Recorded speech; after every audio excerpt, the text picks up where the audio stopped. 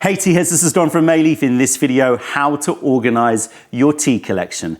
This is something that I have been struggling with for years. We have hundreds and hundreds of teas at our home and more keep coming every year. And you want to be able to know what you've got and be able to access your tea and browse your tea very easily. So how do you do that? First and foremost, get over to mayleaf.com, sign up and start to build your collection online. You don't just have to use our teas, you can add any tea that you buy from anywhere. You can take pictures of the tea, add it, you can add your tasting notes, add your description, add your brewing parameters, add your brewing notes, and then you can choose whether or not it's in your stash or not, if it's in your cupboard. And that means that on your phone or on a tablet, you have access to all of the teas that you've ever tried, plus all of the teas that are in your stash at any point. You can filter them by type, you can filter them by rating, by origin. It's a really, really useful tool for organizing your collection. You can give, your tablet to your friend, anyone who visits, they can browse through and select the tea and you will know that you have it in your stash. So get over to mayleaf.com. That solves your online solution, your online organization. But what about your offline organization? I used to be a DJ and it used to be the same thing for me.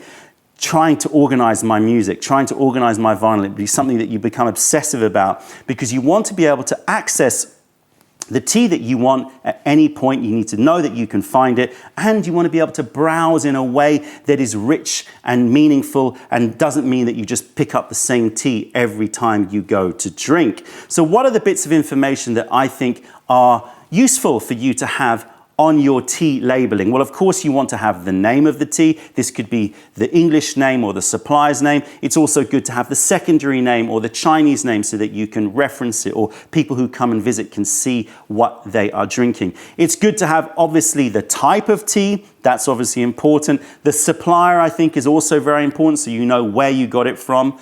The batch or the year of purchase is something you may want to include. Obviously, all of the scope information that we always talk about, season, cultivar, origin, picking and processing, and elevation are all bits of information that are very, very useful. In other words, the objective description, and there may be more information like, the age of the tea trees or, particular information. So objective descriptions of the tea. Then the subjective description, how you feel about the tea, the experience that it has given you, the tasting notes, etc. I think that is paramount and probably one of the most important bits of information that you want front and center so you can select which tea you want to drink.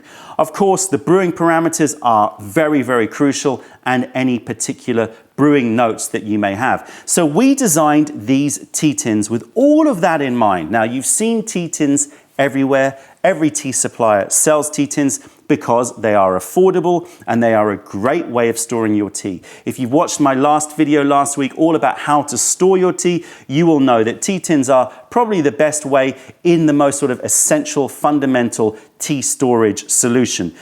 It keeps out light, it's airtight relatively, so it keeps out oxygen.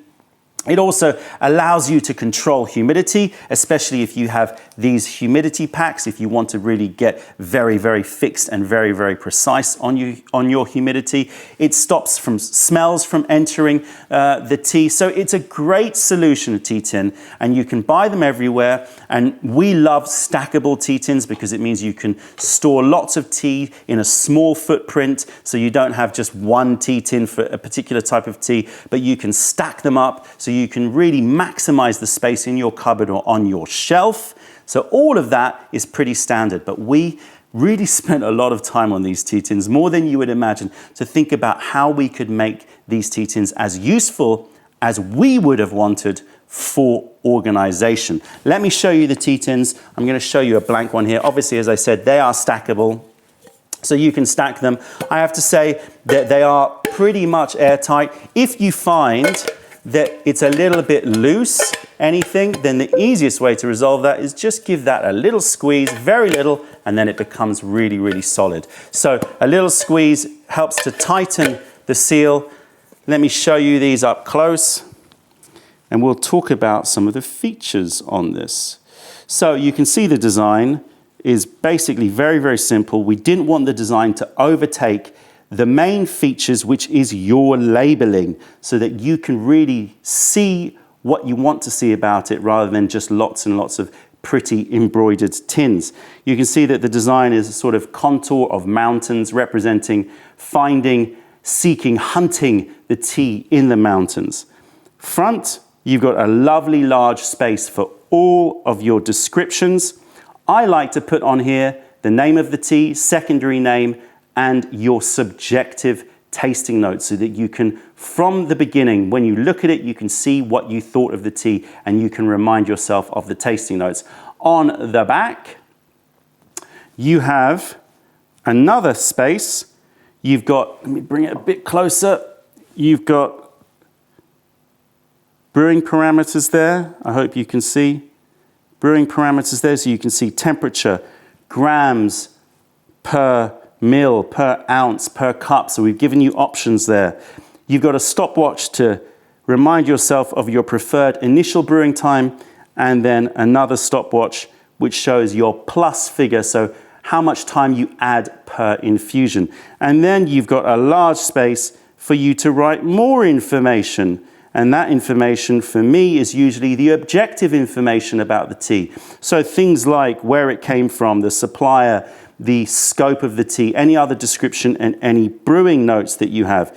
You have top lid, which again has that contour design, and it's very, very nice contrast. And then across the sides, you can see that you have these sort of tooth marks where I've got H for herbal, Y for yellow, W for white, G for green, O for oolong, B for black, RP for raw, post-fermented or raw puer, and then CP, meaning cooked.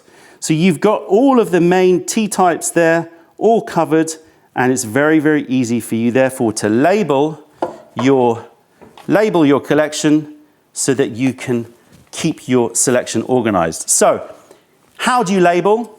Well, you have a few different methods. The first method, very, very simple. We've really made it simple. We spent a lot of time doing this as well.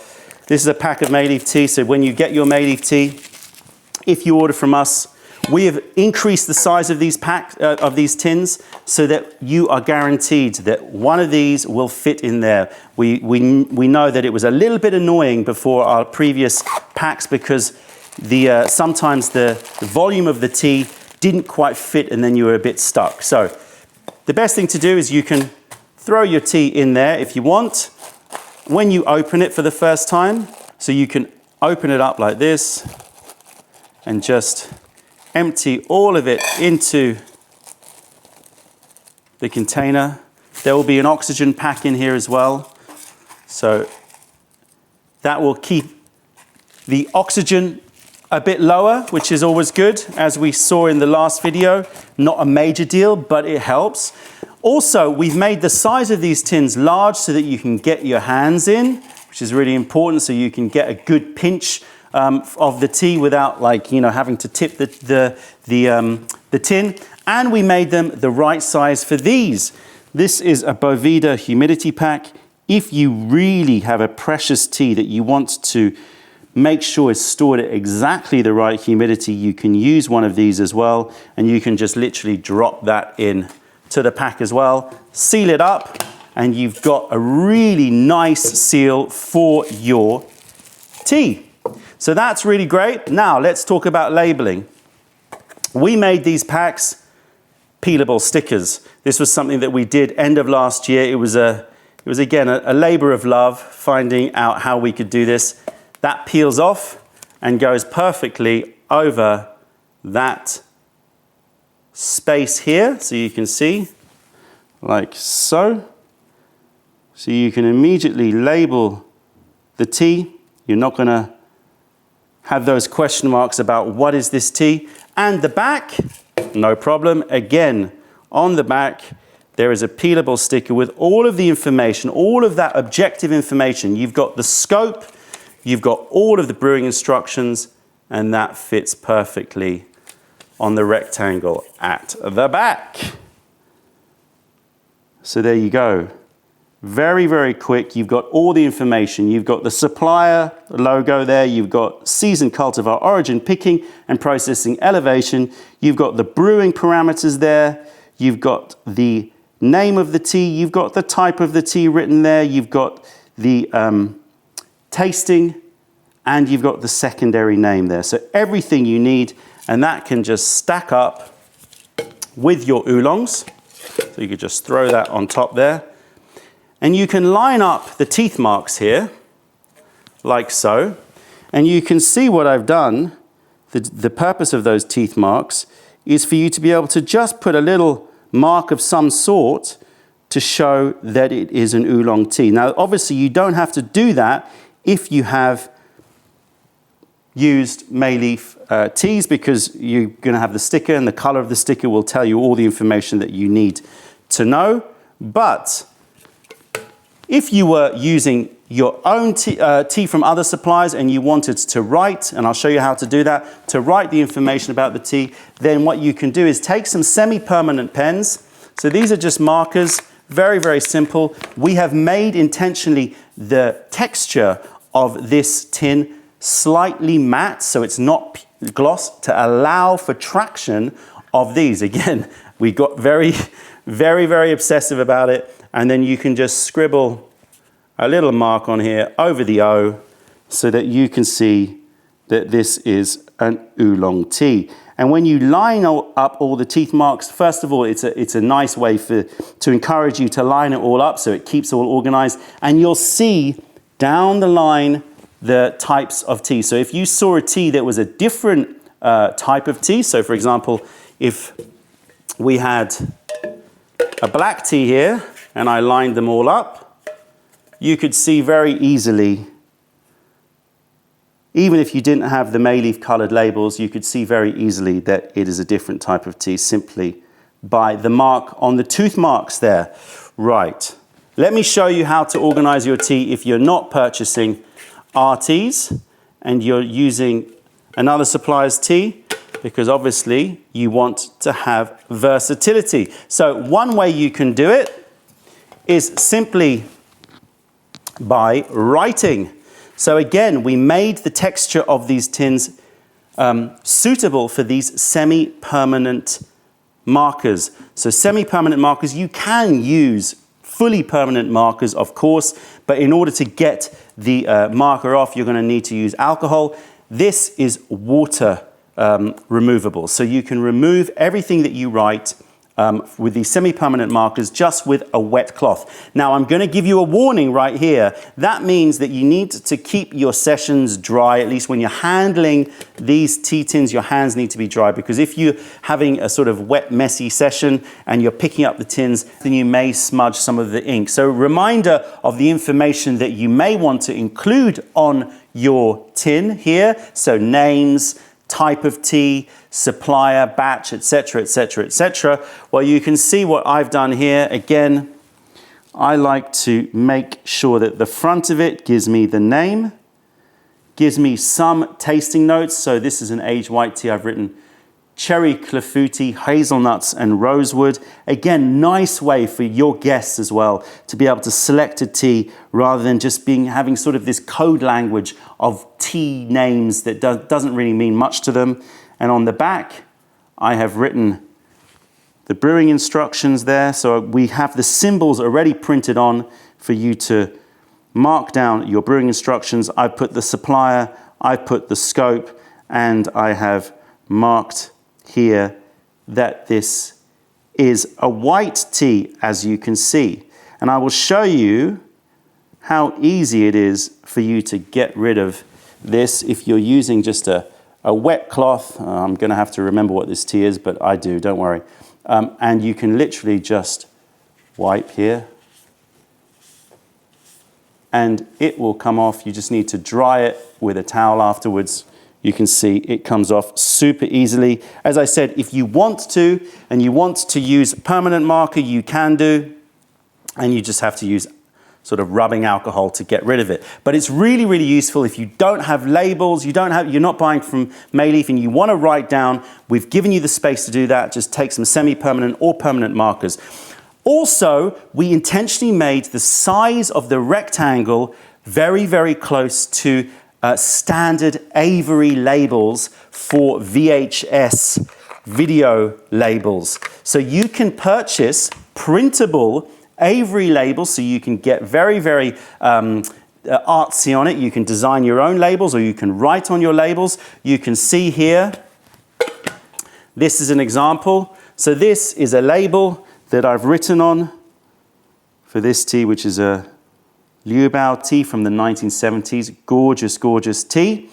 So you've got labels, and the Avery labels will be pretty much the same size as the rectangle, and you can put the information on the front and the back. So giving you all the versatility. We've even made the Mayleaf circle there the same size as other Avery labels. In case you are storing these tins in a drawer and you're looking down on them, you can then have all the information that you want to have printed on circular labels, stick them on the top. It'll all look very, very neat, and you can review all your teas from above. I should say that all of the labels that we have here are repealable. This is another thing which we've spent a lot of time doing. We didn't want it so that you had that horrible taking off lots of like annoying sticker remnants on your tins.